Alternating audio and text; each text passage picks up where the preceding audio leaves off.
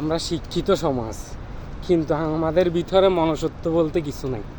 আমরা একটা মানুষকে চুরি করার অপরাধে মেরে ফেলছি, হ্যাঁ, আবার কিন্তু আমরা আবেগের বশত মারছি।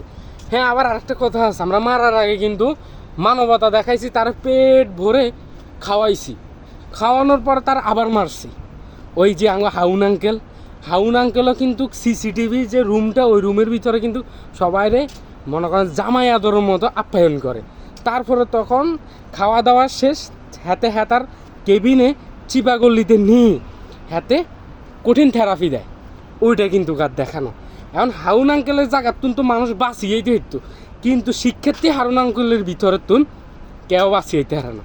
তো আঙ্গ সবার ভিতরে কিন্তু হাউন আঙ্কেল রুকাই আছে, কিন্তু এটা প্রচার হইতেছে না বা এটা দেখা যাইতেছে না, আস্তে আস্তে সব দেখা যাইতেছে।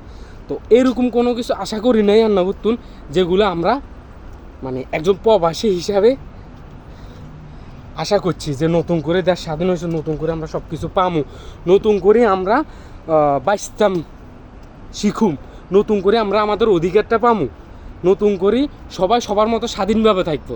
কিন্তু নতুন দেশ পাইছি, বাট নতুনভাবে স্বাধীনতা পাই না, নতুনভাবে মানুষ যে সেফটি ওইটা পায় না। আমরা তো আন্ন করে আঙ্গ নেতা হিসাবে আমরা ধার্য করে দিছি যে আঙ্গ দেশটা সুন্দর মুভমেন্টে যাইব যখন সবাই একসাথে আমরা একসাথে আসি, ঠিক আছে, কিন্তু আঙ্গ ভিতরে আমরা দেশটারে সুন্দরভাবে রাখতে চাইতেছি না। আমরা চাইতেছি যে কীভাবে লুটিপাটি খাওয়া যায়, কীভাবে মানুষের অপকর্ম করা যায়, কীভাবে মানুষের ধ্বংস করা যায়, কীভাবে নিজেরা নিজেরা মানে সব শেষ করা যায়, এটাই।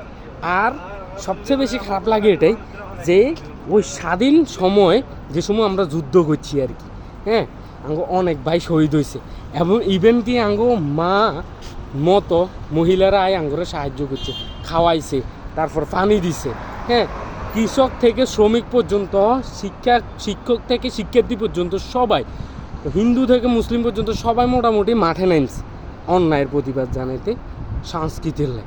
কিন্তু কী হয়েছে দিন শেষে, এখন ঠিক মতনে পাইছি, বাট আমরা পাইনি।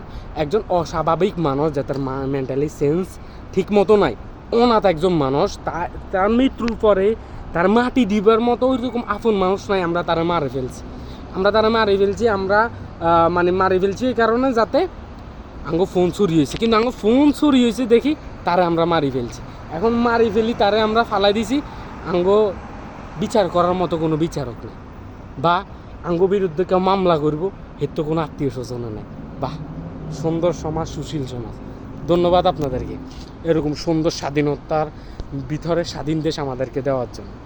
আমি একজন প্রবাসী হয়ে কঠোর থেকে কঠোরতম শাস্তি তাদের জন্য জানাইতেছি যে যারা এরকম কুকর্ম কাজে, এবং কি একজন মানুষের, নিরীহ মানুষকে এভাবে হত্যা করার জন্য।